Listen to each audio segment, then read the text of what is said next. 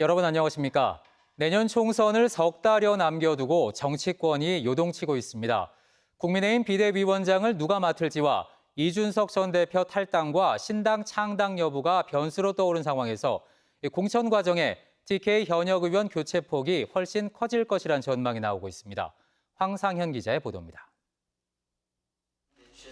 국민의힘 김기현 전 대표의 사퇴 이후 열린 비상의원총회에서 새 비상대책위원장 후보군에 대한 난상 토론이 벌어졌습니다.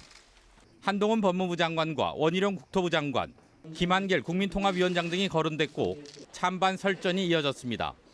의원님들 다양한 의견을 제가 수렴을 했습니다. 직접 이름을 거명하신 분도 있고 또 기준을 이야기하신 분도 있는데 여러 가지 의견들을 들었습니다. 의총 직후 홍준표 대구시장은 SNS를 통해 주류 출신이 아니라고 비토하는 부류들은 코미디 대행진하는 건가 자기 지역구 사정 때문인가라며 사욕을 버리고 정신들 차리라고 지적했습니다. 새 비대위원장은 내년 총선 지휘는 물론 공천의 기준과 방향을 잡는 만큼 TK 공천도 직접적인 영향을 받습니다.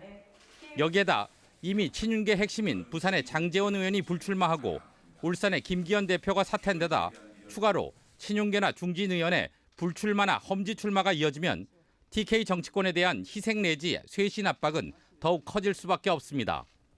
대체로 지난 총선 수준의 현역 의원 교체가 불가피할 것으로 전망되는 가운데 TK 현역 의원 가운데 공천 안전지대가 극히 일부라는 얘기가 나오고 있습니다. 일단 역대 총선에 비해서 절도 적지 않고 아마 평균 이상은 될 거라고 보입니다.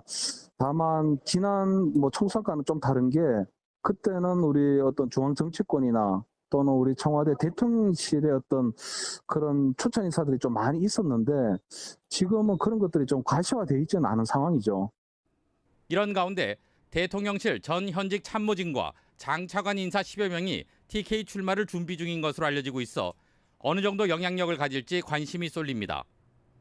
또 김기현 전 대표 사퇴 직전 이준석 전 대표를 만났고 새로운 비대위와의 대화의 여지는 남아있는 것 아니냐는 전망이 나오고 있지만 오는 27일로 예고된 이준석 전 대표의 탈당과 신당 창당이 현실화할 경우 전체 총선 구도는 물론 TK 판세에도 파장이 예상됩니다. TBC 황상현입니다.